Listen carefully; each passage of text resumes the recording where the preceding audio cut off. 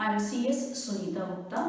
Previous class में हमने scientific management के दो प्रिंसिपल्स स्टडी किए थे, the principle of science not rule of thumb and the principle of harmony not discord. अब हम स्टडी करेंगे साइंटिफिक मैनेजमेंट का third principle which is cooperation not individualism. इस प्रिंसिपल में सबसे पहले ये कहा गया there should be complete cooperation between workers and management, कि दोनों के बीच में कंप्लीट कोऑपरेशन होना चाहिए, किसी तरीके का कोई कंपटीशन या इंडिविजुअलिज्म नहीं। मतलब क्या है कि इस प्रिंसिपल ने इंडिविजुअलिज्म और कंपटीशन को किससे रिप्लेस कर दिया? कोऑपरेशन से। तो दोनों के बीच में कंप्लीट कोऑपरेशन होना चाहिए। ये कब होगा? जब दोनों ये रियलाइज करेंगे, जब वर्कर्स और मैनेजमेंट दोनों ये रियलाइज करेंगे that they need each other, दोनों को ही एक दूसरे की जरूरत है काम को अच्छे तरीके से करने के लिए। और यही बात फिर हमने principal of harmony not Discord में कही थी कि दोनों ही एक दूसरे के लिए जरूरी हैं, दोनों ही को एक दूसरे का इंपॉर्टेंस समझना चाहिए। जब हमने मेंटल रेवोल्यूशन की बात की थी या ट्रांसफॉर्मेशन ऑफ थिंकिंग की बात की थी, तब हमने ये बात की थी कि दोनों ही को एक दूसरे का इंपॉर्टेंस समझना चाहिए। तो बेसिकली क्या है, this principle is an extension of principle of harmony not discord. तो ये जो कोऑपरेशन नॉट इंडिविजुअलिज्म का प्रिंसिपल है, ये एक्सटेंशन है किसका? Previous principle which was harmony not discord. अगली बात जो इस प्रिंसिपल में कही गई है, management should reward workers for their suggestions which result in cost reduction. Management को वर्कर्स की सजेशंस को रिकॉग्नाइज करना चाहिए और ऐसी सजेशंस जिससे कॉस्ट रिड्यूस होती है उनको रिवॉर्ड करना चाहिए। Next, workers should be part of management. क्या मतलब है इसका?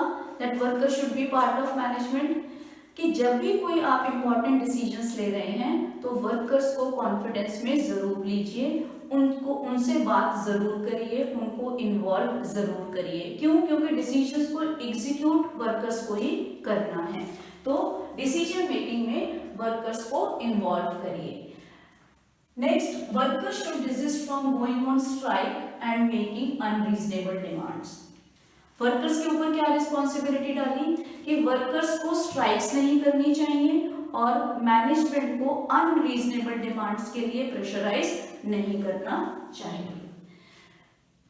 नेक्स्ट बात जो इस प्रिंसिपल में कही गई, there should be open communication system and management should take care of the needs of employees.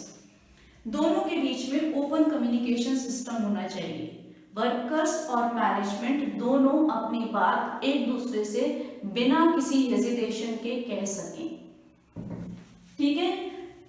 जब बेटा दोनों के बीच में ओपन कम्युनिकेशन सिस्टम होगा, जब दोनों एक दूसरे से अपनी बात बिना किसी हेजिटेशन के कह सकेंगे, तो ट्रेड यूनियन की भी जरूरत नहीं पड़ेगी। तो दोनों के बीच में ओपन कम्युनिकेशन सिस्टम होना चाहिए और मैनेजमेंट को वर्कर्स की नीड्स को ध्यान रखना चाहिए। Next, there should be equal division of work between workers and management.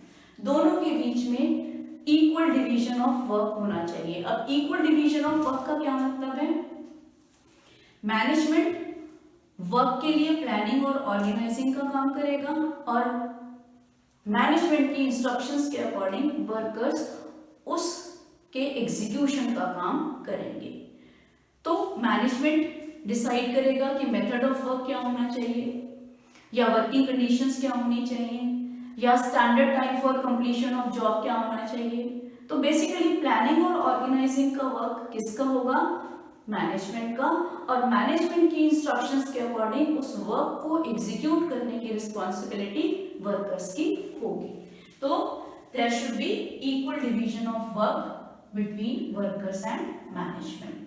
तो इस प्रिंसिपल की कुछ इंपॉर्टेंट बातें जो क्या थी, कंप्लीट कोऑपरेशन होना चाहिए दोनों के बीच में, वर्कर की सजेशंस जिनसे कॉस्ट रिड्यूस होती हो उनको रिवॉर्ड करना चाहिए, वर्कर्स को डिसीजन मेकिंग में पार्टिसिपेशन देना चाहिए, वर्कर्स को स्ट्राइक नहीं करनी चाहिए और अनरीजनेबल डिमांड्स के लिए प्रेशराइज नहीं करना चाहिए, ओपन कम्युनिकेशन सिस्टम होना चाहिए वर्कर्स एंड मैनेजमेंट के बीच में, और दोनों के बीच में इक्वल डिवीजन ऑफ वर्क होना चाहिए। तो ये कुछ इंपॉर्टेंट बातें थी इस प्रिंसिपल की।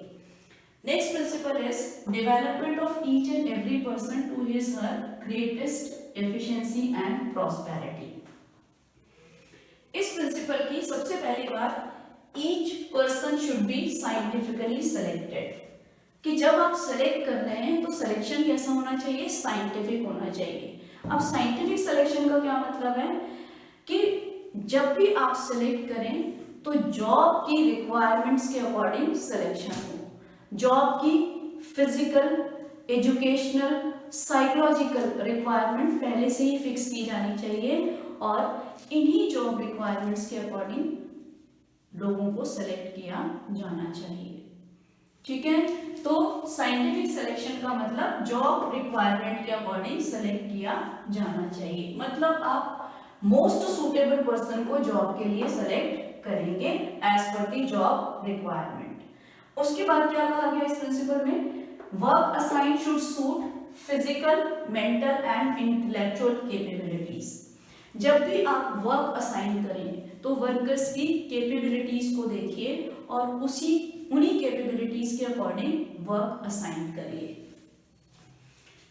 Workers should be given required training, workers को सिस्टमैटिकली ट्रेन करिए ताकि वो अपने आप को ज्यादा प्रोफिशिएंट और अप टू डेट बना सकें। तो जब भी ट्रेनिंग की जरूरत हो वर्कर्स को रिक्वायर्ड ट्रेनिंग करिए। अब इस सब से क्या होगा, साइंटिफिक सिलेक्शन से या कैपेबिलिटीज के अकॉर्डिंग वर्क असाइन करने से या उन्हें रिक्वायर्ड ट्रेनिंग देने से क्या होगा, वर्कर्स एफिशिएंट बनेंगे।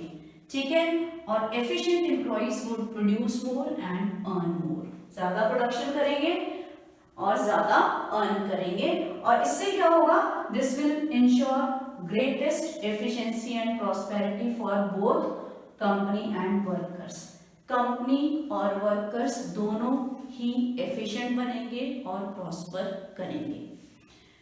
तो आज हमने दो प्रिंसिपल स्टडी किए साइंटिफिक मैनेजमेंट के, cooperation not individualism and development of each and every person to his her greatest efficiency and prosperity.